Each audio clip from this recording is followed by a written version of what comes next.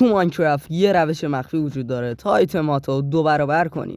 صبر کن ببینم چی؟ این روش تو سرورها هم کار میکنه؟ درسته، این روش داخل سرورها هم کار میکنه. پشمام، تو رو خدا آموزش بده. اوکی، فقط قبلش 2 بار بزنید رو صفحه.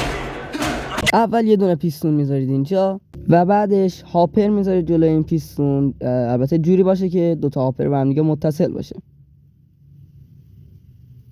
بعدش میاد این ور سیستم و یه دونه پیستون دیگه هم اینجا میذارید. چند بلاک برید دورتر و یه دونه کامپریتور بذارید، یه دونه هم لور پشتش. حالا این تیکشو بزنید و بعد با ردستون پیستونا رو به هم دیگه متصل کنید.